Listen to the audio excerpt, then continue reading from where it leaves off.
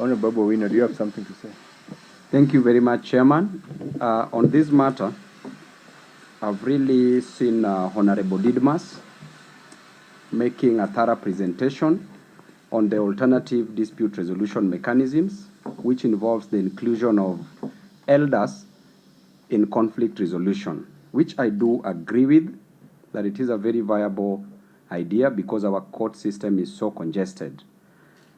However, there's only one point. In totality, I agree with it, that this bill should pass. The reservation that I have, because you've now invoked my legal knowledge, is that in jurisprudence, there are different schools of thought.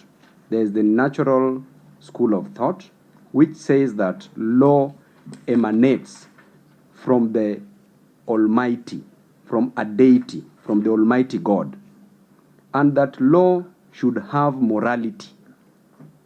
And should we have these elders, and at times, you know, Mheshimiwa Didmus, how the elders behave when it comes to conflict resolution. They may be biased, they may take a political angle, they may come up with unjust laws. And from the natural school of thought, it states clearly that law should be just, that an unjust law is not law, as was opined by St. Augustine of Hippo in that natural school of thought, and also St. Thomas Aquinas were the two proponents of the natural school of thought. Then moving very fast, Mheshimiwa Didmus, we have also the positivist. I want to marry these two so that we know where the society will move to. The positivist, as a school of thought, states that, Mheshimiwa, kidogo tu, the positivist school of thought states clearly that law should be written law, and that is what now at times we use in our constitution and also in the courts. And also the courts can make laws through the realism. That the positivists argue that a law should just be written, and that there need not to be morality as part of a law.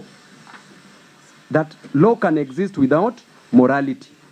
Then we remember during Hitler's time, during the Holocaust, when the Nazi Germans were killing the Jew, during that period, it was correct. It was in written laws. The positivist, who is a Hart, HLA Hart professor, said clearly, just Mheshimiwa, this point is very important and urgent, because I don't want these elders to make wrong laws and just terminate people unfairly.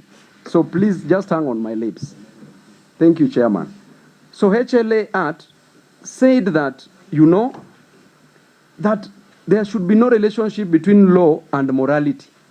And therefore, he was supporting the idea that Hitler ought to have just killed the Jews because it was written laws.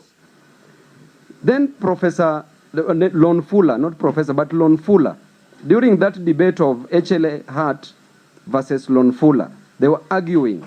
And Lon Fuller challenged Hart, Chairman. He challenged Professor HLA Hart and said that yes, it is written law that people ought to have been killed as per the German rules. But was it moral? Then that is at that point Hart changed his heart and said that indeed, as much as it was written law, then the Jews ought not to have been killed. So what I'm trying to say is this. Most of these elders, you know, can be political. And you know, me and you will be the first victims if we don't send them something. Because they can decide to make unfair laws or unjust laws. So my question is, which type of laws, as they resolve to alternative dispute resolution mechanism, will they be using? But the idea itself is a brilliant idea. Thank you.